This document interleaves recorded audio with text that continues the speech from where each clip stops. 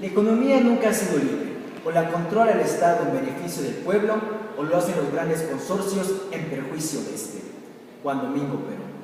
En la década de los 90, América Latina, como el resto del mundo, se desenvolvió a partir de un mito que nos contaba que la globalización, la internalización de las empresas, la desaparición de las fronteras, así como el desarrollo de una democracia liberal, tanto en lo político como en lo económico, nos llevarían a lo que bien definió Francis Fukuyama como el fin de la historia. Un mito que no pudo resultar ser más falso.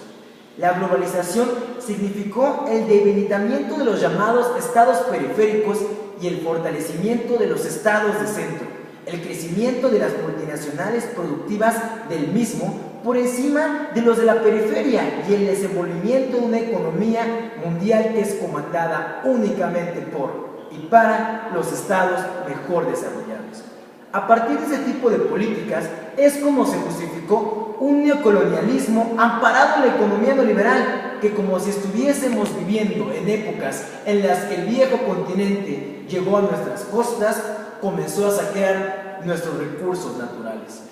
Es en esta década de los 90 en la que durante el gobierno de Carlos Menem se privatizaron los yacimientos petrolíferos fiscales en aras de lo que la economía neoliberal describe como un buen comercio, un buen intercambio e inversiones recíprocas que fomentan el crecimiento de los países subdesarrollados.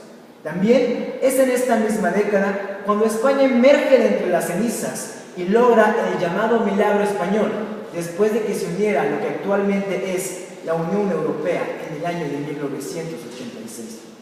Sin embargo, 20 años más tarde, encontramos que España es el más claro ejemplo de los resultados del espejismo de las llamadas políticas neoliberales. Actualmente es el país europeo después de Grecia más afectado por la crisis. Es la economía que tiene la desocupación más alta, que llega casi al 50% en el caso de los jóvenes. Su aparato de producción está en recesión y las políticas de reajuste no solucionan sus problemas, solamente parchan y reviendan las ropas de una economía desahuciada.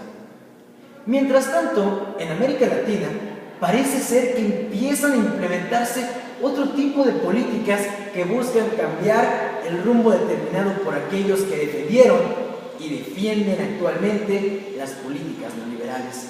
Varios gobiernos progresistas de la zona han renegociado los contratos firmados por los antiguos gobiernos de derecha con las empresas transnacionales, buscando tener de nuevo el control sobre los recursos naturales e importantísimos para el desarrollo de dichos países.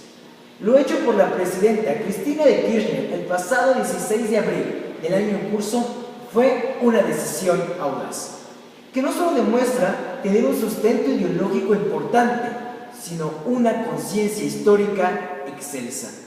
Las políticas de reajuste en España son muy similares a las que se hacían en Argentina en aquel año del 2001. Seguridad jurídica, confianza en los mercados y en el clima de los negocios.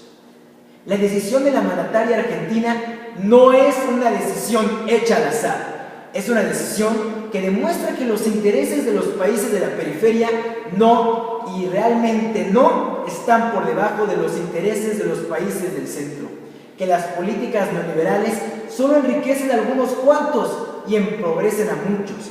Busca reivindicar la soberanía nacional ante un mundo en el que se ha perdido el respeto por la misma. Busca demostrar que la hostilidad que dicen que hay no es en contra del pueblo español, con el que se comparten historia y lazos de sangre, sino en contra de la forma en la que actúa su gobierno capitalista, que actualmente oprime y consume a su pueblo. Busca demostrar que los pueblos latinoamericanos están cansados de ser saqueados y son dueños de sus recursos naturales. Intenta demostrar que América Latina sí está abierta al diálogo, al comercio, al intercambio y a las inversiones recíprocas, siempre y cuando, y únicamente cuando, no se pisoteen ni sus derechos ni los intereses de sus pueblos.